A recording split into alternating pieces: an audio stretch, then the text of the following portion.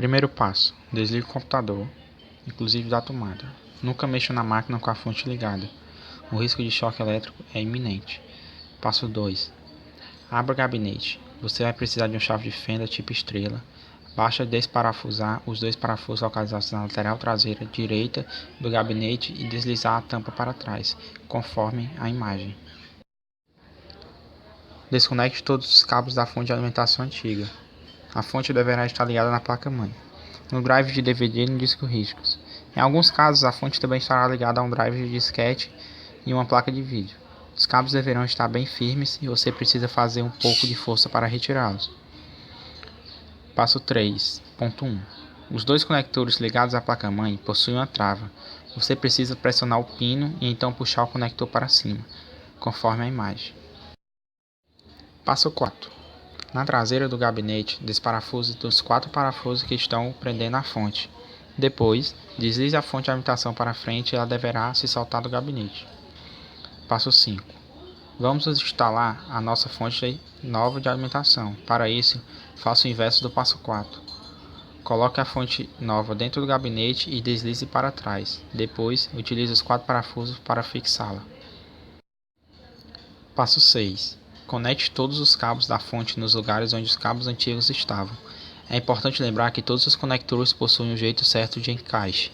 Se você não estiver conseguindo conectá-los, a possibilidade de estar tentando do jeito errado é grande. Gire o conector em 180 graus e tente novamente. Nunca force-o.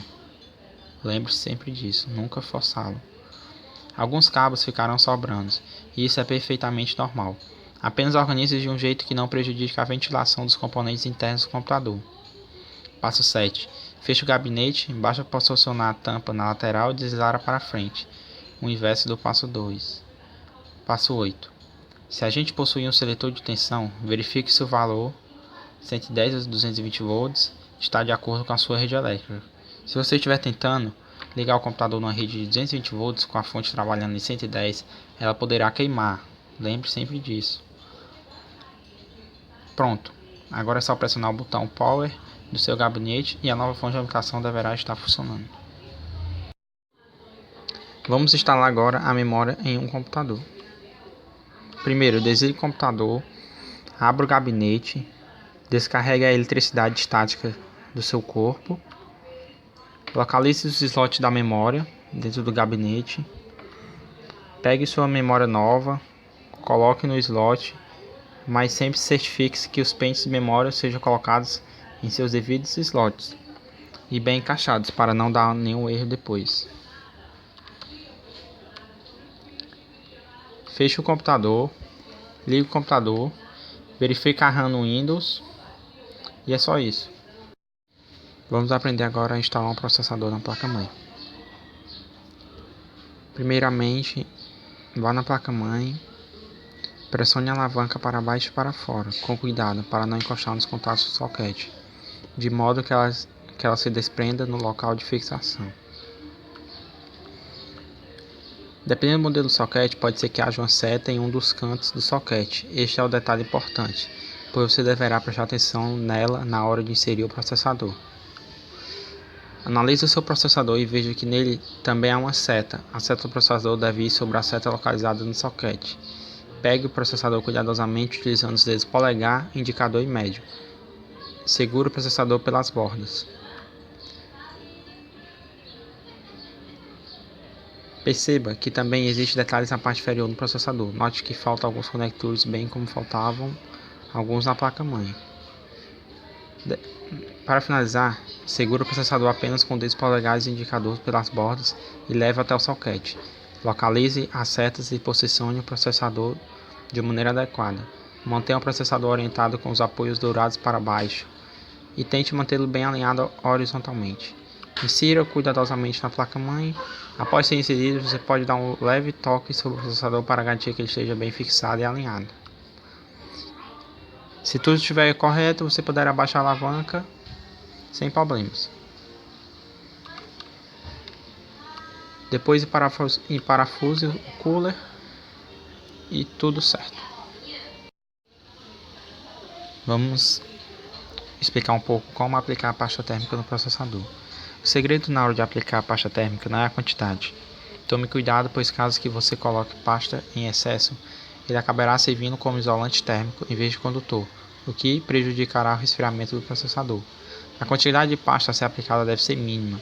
Aplique cerca de uma gota em cima do processador.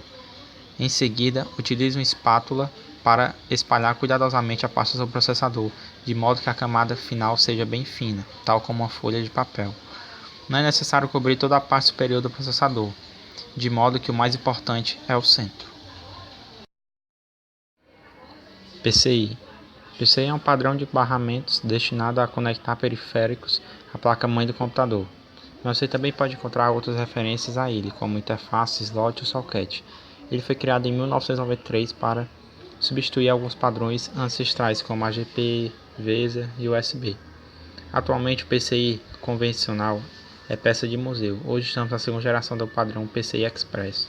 Estima-se que em 2012 os primeiros dispositivos PCI 3.0 chegaram ao mercado. O PCI Express é gerido por uma empresa, a PCI SIG. É ela que desenvolve, normatiza e padroniza o barramento para toda a indústria. AGP. O barramento AGP, por mais que esteja tecnicamente ultrapassado, ainda é utilizado por alguns desenvolvedores. Por mais que o suporte seja precário e haja poucas opções de placas de vídeo de alto desempenho para este tipo de barramento, algumas linhas inferiores com um preço acessível ainda são produzidas. As empresas desenvolvedoras geralmente não fornecem muito suporte técnico para este tipo de placas, pois o número de usuários equipados com o barramento AGP está diminuindo, com o barramento de placa-mães com suporte PCI Express. ISA. ISA é um barramento para computadores padronizado em 1981, inicialmente utilizando 8 bits para a comunicação e posteriormente adaptado para 16 bits. Existe também a extensão física do barramento ISA, chamada VESA, Local Bus, capaz de executar transferência de dados de 32 bits, podendo ainda aceitar placas adaptadores de 8 ou 16 bits ISA, desenvolvido principalmente para os processadores 486. Não permite mais de que 3 slots, ou seja, o micro somente poderá ter no máximo 3 placas local bus em seu microcomputador.